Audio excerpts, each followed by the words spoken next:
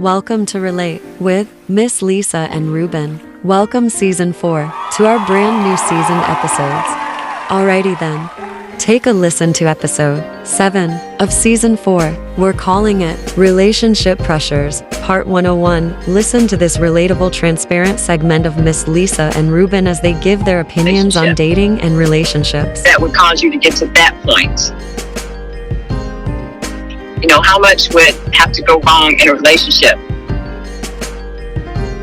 that would cause the husband to shoot his wife during an argument, or cause the wife to cause the husband to stab his wife in front of their 8-year-old child, who is now calling 911 saying, "Daddy is stabbing mommy." I didn't see that, man. I've been working so hard. I'm normally a news junkie. I didn't see none of that. And that was local news. That was official. That was local news. Yeah. Not to minimize it if it was somewhere else, but that's tragic. I mean, it's evil in all forms, and it's like evil just walking around in broad daylight and doing stuff that used to be hidden. It's all in the open now. And even with you're dating or you're married or about to be married, there are so many pressures affecting that relationship. And I think it's just, to some of the points that we've spoken about, understanding your mate's body language. Because a lot of times people's body language are saying what they aren't verbalizing to you. And being aware of that. And the ability to communicate to each other is so important. These are hard times for everybody. What's really going on? It just has the potential to affect, anything and everything has the potential to affect your relationship. And the key is, how do you handle that? Well, when you asked me to help you with to start this podcast and become a part of it, and when I thought about it, I'm like, okay, well, there's plenty of relationship advice out there. Why would we be one more? And then you explain, we would be putting ourselves out there while we in dating mode. We'll be putting our day-to-day lives out there, what dating is like for two middle-aged adults, and which is no different from dating with two younger adults. So I figured, well, okay. When I finally agreed, I say, okay, well, we'll keep it light. We'll keep it light. Surely we won't encounter certain areas that we refuse to venture in. I mean, we may encounter them, but we can refuse to venture in them. But the more deeper I dig into this relationship situation with you, live, I might add, maybe we need to dig deeper and talk about this, because it's just our opinions anyway. We're not professionals at it. We're just two people talking about our opinions on the things that we find out together and we experience together while dating. So maybe we ought to thinking about somebody dating for the first time or something, maybe we ought to talk about a person's breaking point. I mean, that's too really serious to get into, but everybody has breaking points. How do you recognize? True, everybody does have a breaking point. Yeah, and I think that there are a lot of signs given before they get to that point. Exactly, and that's the segment. I'm thinking maybe we ought to dive into it on maybe not today, but maybe on a future podcast series. Because I certainly have dealt with someone's breaking points, and I think you have too. So became a victim of someone's breaking point. And of course, God delivered me from it and told me never to go back to it again. to that type of behavior. But how can you tell if the person you laying down having children with, making love to, is the same person that's gonna take you out in front of the children that you guys made together? It's incomprehensible to even really dive into and think about it too deep, because that's some pure evil stuff. That's some pure evil crap right there. I don't even know if I want to talk about Yes, it is. And it was just a thought. I just remembered that, and I was just thinking about, how much went wrong and was wrong that brought them to that point, or brought the husbands to that point, because it was the man's violence on the woman. Well, I'm sure they're going to do the normal things. He's still living. Well, the one that stabbed the wife in front of the 8-year-old child, then tried to kill himself with a knife. So last I heard, he was in the hospital in critical condition. Critical condition. Well, if they bring him back, they're going to do the normal stuff. The normal stuff is, do a psychological test on him. Mm-hmm. And we're going to get some state attorney and try to prove insanity. I don't know. Yeah, so they didn't put forth any motive at that time, I guess, because they didn't really have anybody to talk to. If she's dead, he's critical, so they couldn't say what brought that on. But the one that shot the wife, I don't think they found him. I know he left town, or he was on the run, so I haven't heard that they have found him, but she had filed for divorce. That's what I was going to ask before you got there. I was going to say, wonder, is it another case of a woman, letting her man know, hey, I'm leaving. And he just never saw himself without her. If I can't have you, nobody else can. Kind of breaking point kind of attitude. That's deranged.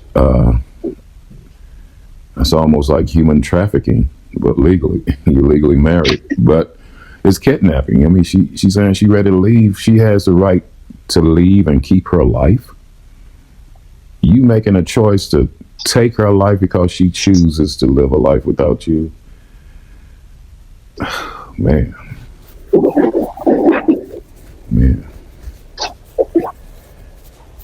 Well, that's. So I didn't mean to dive into such a heavy conversation. Well, that's what I said. But you did ask what was on my mind. Yeah, that's what I said. That's one of the things that can interrupt you while you're falling in love and you're dating and all that. These things is happening all around you. You can't ignore them all. And then you got to consider, hey, that could have been anybody. You could have met the wrong person. And he was sweet all the way until he wasn't. And I'm sure they saw the signs. And maybe decided to stay too. I don't know. Don't get me started on that. The person who the perpetrator is the one that, man. When you think about it, you mean that guy been walking around all this time free? And he was already unhinged. Now that child is going to need help the rest of his or her life.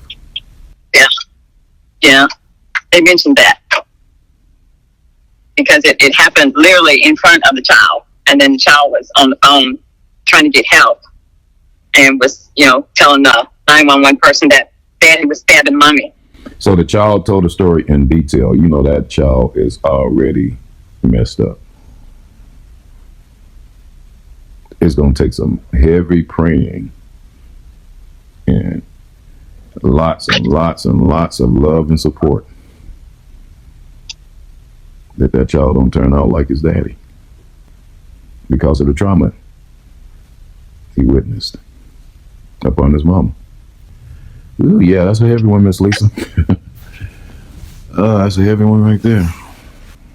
You gave me something else to pray for, though. Yeah, there's a lot.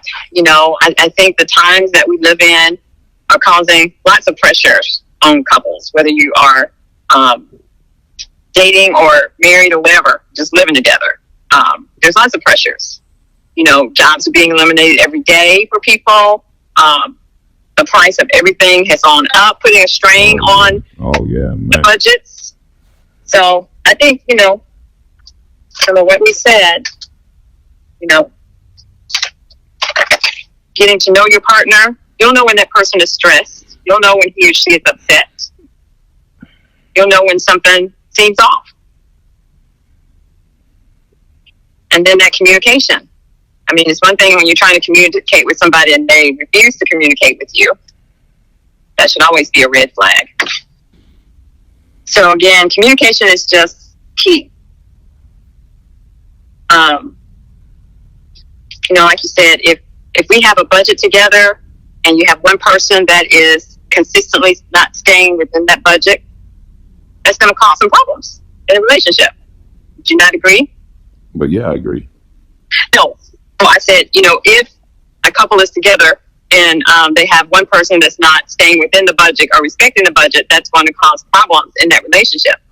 And I said, would you not agree?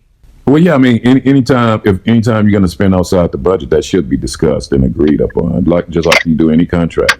Just because you love each other don't mean you recklessly spend. You still have to survive, and it's supposed to be surviving better because it's two incomes instead of one. So, of course, that needs to be settled early on. The minute two people decide, I think that hey, I'm going to commit myself to you. That means even my resources. If I have to do certain things, I'm rerouting my budget. You start at some point. I know a lot of people wouldn't agree with me, but at some point, once you started committing yourself with each other, you start at budgeting, make towards that, the person in your life now. You start to share certain things, as you see fit. I mean, it's trusting and revealing is really just you have to really be vulnerable, making yourself vulnerable, rather. Because at some point in time, if you guys are talking about a life together, you're going to be operating under one budget anyway. It doesn't matter how many side accounts you have, you're still going to have to operate out of one budget that you both have access to. And that budget, even if it's a budget just paying for the living expenses, you still going to be operating out of a vacation budget. You both still should be operating out of the emergency fund budget. So if anyone operates outside of those budgets, that should be discussed between the two of you, and it should be agreed upon if that's okay. If a spending budget needs to be set aside for something, to keep from spending out of the cost of living budget and the others, so be it. But the smallest amount ought to be poured into that. So for those of you who don't have budgets, maybe establishing a budget would be a good thing. Establish more than one. Helps you keep track of where your money's going. Mm-hmm. So that all the parties involved know where the money is going. I think back to, I watched this Dr. Phil episode. I don't remember how long ago it was, but it kind of they were dealing with finances, and this guy was trying to keep a budget for his family, but the wife would pretty much just go and do what she wanted to do. So she liked Starbucks coffee. So in the morning, as she's on the way to school, she would stop, and she and the 3 kids will all get Starbucks coffee. I'm not a coffee drinker, but I know enough to know that at Starbucks, you're paying probably $5 or $6 for a cup of coffee. Yeah, that was 4 or 5 years ago. It might be more now. Exactly. So, he's saying, so every day for these 4 individuals, that's like $25 a day just on coffee. That's correct. That sounds about right. And so, again, he's trying to keep a budget for his family so that they can do all those things. Take vacations, have money for emergencies, so on and so forth. And he had talked to the wife about, okay, you're spending too much money just on coffee. This is not a necessity. This is a want, and we can't afford this. And she clearly did not agree with him. Well, so this was causing issues in their marriage. I was gonna say exactly that. When you deny someone their guilty pleasures, it's not gonna always be okay. I'll agree. Okay, then when you deny someone's their guilty pleasures, a lot of times, how dare you take this away from me? Yeah, denying someone their guilty pleasures is you got to pick your battles. Basically, when you're talking budget, you got to pick your battles. If there's anybody caught up on their guilty pleasures, you're gonna have to agree that when you have to tighten the budget, that guilty pleasures need to be put on the sidelines. Nobody's saying that you can't enjoy life and have your guilty pleasures. You just can't have them every day until we get our footing back. But some people don't want to give them up at all. If I say, Lisa, I'm sorry, honey, you can't go. I know it's been months. You can't go get your eyelashes done. See? Honey, your eyes are beautiful. You don't need lashes anyway, honey. No. Okay, what was that you mentioned about? You got to know which battles to fight. Exactly. Miss Lisa, you can't go get those nails done. I'm sorry, baby. I'm sorry. Those are realities, man. So that's what I'm talking about, guilty pleasures, man. If we start talking about what we really don't need, oh man, you're in for a fight. You don't need all that. You don't need. How you know what I need? Just because you think I don't need it, don't mean I don't need it. Yeah, yes. You almost have to in a relationship. You almost have to, when you guys are really getting ready to combine incomes and budgets, you almost have to go ahead and hire a professional to teach you how to do it, proper way of doing it. Because I know, what if I know about investments and you don't?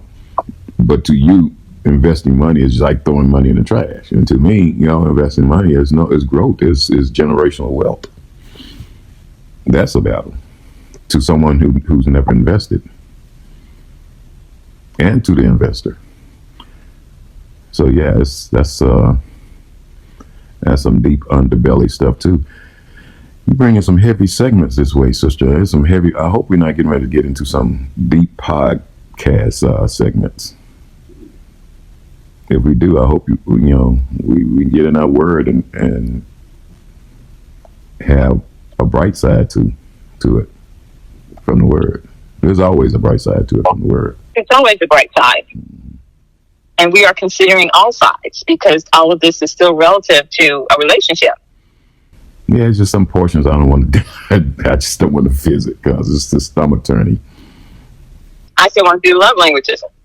Yeah, well, maybe love languages be a good source to do after this. Join us again for another transparent, exciting, and opinionated episode of Relate with Miss Lisa and Ruben. Okay, family, happy dating and date happy.